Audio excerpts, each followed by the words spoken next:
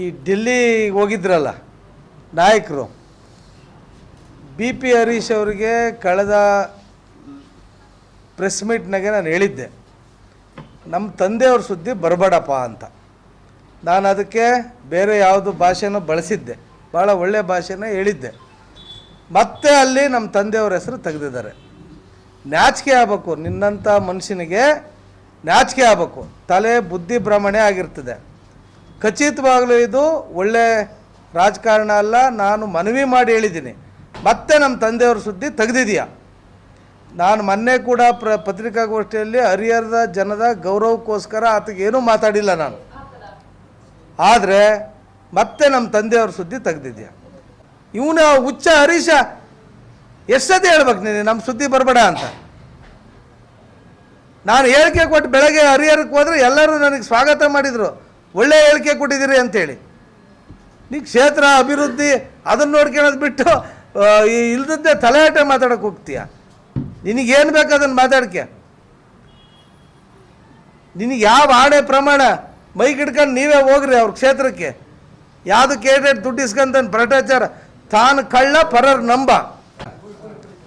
ಉದ್ದು ತಿಂತೀರಾ ಅಂತ ಕೇಳಿದರು ಪರಮಹಂಸರಿಗೆ, ಯಾರೋ ಒಬ್ಬ ಶಿಷ್ಯರು ಬಂದು.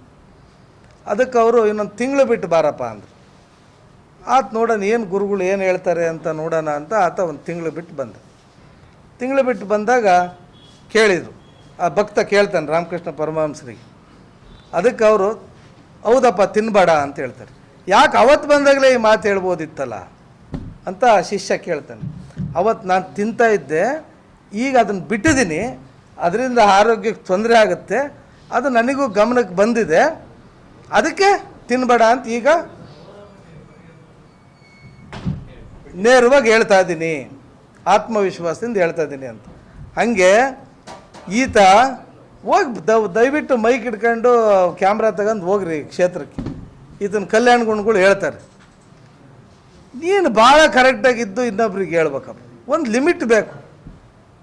ನಾನು ಹೋಗಲ್ಲ, ಯಡಿಯೂರಪ್ಪ ಬೈದು ಬಂದೆ, ಅವ್ರು ಹರಿಹರ ಕ್ಷೇತ್ರದಾಗ ಕೇಳಿ ಏಟು ಸುಳ್ಳು ಹೇಳ್ದಾನೆ, ಹಂಗೆ ಬೈದೆ ಹಿಂಗೆ ಬೈದೆ, ಅವನಿಗೆ ಬೈದೆ, ಆ ಅಧಿಕಾರಿ ಬೈದೆ, ಬರೇ ಸುಳ್ಳು. ಅಧಿಕಾರಿ ಇಲ್ದಾಗ ಎಷ್ಟು ಗೌರವ ಕೊಡ್ತಿದ್ವಿ. ನಾವೇನು ನಿನಗೆ ಭಾರಿ ದುಡ್ಡು ಕೊಟ್ಟಿದ್ದೀವಿ, ಕೆಲಸ ಮಾಡಿಕೊಟ್ಟಿದ್ದೀವಿ ಅಂತ ಹೇಳಲ್ಲ. ಬಂದರೆ ಸೋತರು ನಮ್ಮ ಜೊತೆಗೆ ಇರಿದ್ದರು, ನಮ್ಮ ತಂದೆ ಜೊತೆಗಿದ್ದು ಗೌರವ ಕೊಟ್ಟು ಕಳಿಸ್ತಿದ್ವಿ. ಏನಾರು ಹೇಳಿದರೆ ಮಾತು ಕೇಳಿ ಪೂರ್ತಿ ಕೆಲಸ ನಾವೇ ಮಾಡಿಸ್ಕೊಡ್ತೀವಿ. ಆಗಿದವ ಅದು ಆತು, ಗೌರವದಿಂದ ಕಳಿಸಿದ್ದು. ಒಂದು ಸೌಜನ್ಯ ಬೇಡ ನಿನ್ನ ಯೋಗ್ಯತೆಗೆ? ಒಳ್ಳೆ ಮಾತಾಡಬೇಕು, ಒಳ್ಳೆ ಸಂಬಂಧ ಇಟ್ಕೋಬೇಕು ಅಂತ ಸುಖ ಸುಮ್ಮನೆ ನಮ್ಮ ಮೇಲೆ ಅವನೇ ಒಂದು ಅವನ ಮಾತು ಕಟ್ಕೊಂಡು ಬಿದ್ದೆ ನೀನು. ಇದ್ರ ದಿವಸ ಯಾವುದಾದ್ರು ಅದೇನೋ ಅಭಿನಂದನಾ ಸಮಾರಂಭದ ದಿವಸ ನಿಂದು ಎಷ್ಟಷ್ಟು ನೋಡ್ಕೇಳಪ್ಪ. ನೀನು ಭಾರಿ ಹೀರೋ ಆದರೆ ನೀನು ಒಳ್ಳೆ ಬ್ಯಾಟ್ಸ್ಮನ್, ನಾನು 100 ಹೊಡೆದಿನ ಇನ್ನೊಬ್ನಿಗೆ ಹೇಳ್ಬೇಕಪ್ಪ. ಒಂದು ನೀನು ಲೀಡ್ ಕೊಟ್ಟಿದ್ಯಾ. ಈಗ ನಾವು ಒಳಗಿಂದ ಯಾಕೆ ಹಂಗೆ ಅದೆಯಾ ಅಂತ ಹೇಳ್ಬೋದಲ್ಲ, ಎಲ್ಲ ಇಡೀ ಎಲ್ಲರಿಗೂ ಗೊತ್ತೈತೆ. ಜಿಲ್ಲೆ ಜನಕ್ಕೆ ಏನು ಅಡ ಇಟ್ಟು ದುಡ್ಡು ಇಸ್ಕೊಂಡಿದೆಯಾ ದೇವ್ರಿಗೆ ಗೊತ್ತು, ಅದೆಲ್ಲರಿಗೂ ಗೊತ್ತು. ಅದಕ್ಕೆ ಅಷ್ಟು ಪರವಾಗಿ ಮಾತಾಡ್ರಿ. ಒಂದು ನ್ಯಾಯ ನೀತಿ, ಆಮೇಲೆ ವಿಷಯ ಗೊತ್ತಿರಬೇಕು, ಕಣ್ಣಾಗಿ ನೋಡಿರ್ಬೇಕು. ಏನು ಇಲ್ದಲ್ಲ ಕಪೋಲ ಕಲ್ಪಿತವಾಗಿ ಎತ್ತಲೇಬೇಕತ್ತಲ್ಲ ಮಾತಾಡಿದರೆ ಜನ ಆಯ್ಕೆ ಮಾಡಿದಾರೆ ರೀ ನಿಮ್ಮನ್ನು. ಹರಿಹರ ಕ್ಷೇತ್ರದ ಗೌರವವನ್ನು ಕಳಿಬೇಡ್ರಿ. ನಮ್ಮ ಮೇಲೆ ಅದೇ ಇವನು ಹೊಟ್ಟೆ ಕಿಚ್ಚು ನೀಚ ಮಾಡಿಸಿದ್ದಾನೆ. ನೀವೇ ನೋಡಿದ್ರಲ್ಲ ಹೆಂಗೆ ಆ ತೋಳ ಹಳ್ಳಕ್ಕೆ ಬಿತ್ತು. ಹಂಗಾಗಿ ಇನ್ನು ಮುಂದೆ ಒಳ್ಳೆ ಸಾರ್ವಜನಿಕ ಜೀವನದಲ್ಲಿ ಕನಿಷ್ಠ ಈಗಲಾದರೂ ಸುಮ್ಮನಾಗಿ ಒಳ್ಳೆ ದಾರಿಗೆ ಹೋಗೋಣ ಅಂತ ನಾನು ಆಹ್ವಾನ ಕೊಡ್ತಾ ಇದ್ದೀನಿ. ನಾನೇನು ಬಗ್ಗದು ಜಗ್ಗದು ಎದರದು ಸಂಬಂಧ ಇಲ್ಲ. ಜಿಲ್ಲೆ ಜನಗಳು ಇದ್ರಿಗೆ ನೀವು ಬಟ್ಟೆ ಬಿಚ್ಕೋಬೇಡ್ರಿ. ಇದನ್ನು ಭಾಳ ಕಠೋರವಾಗಿ ಆಗ್ರಹ ಮಾಡ್ತಾಯಿದ್ದೀನಿ.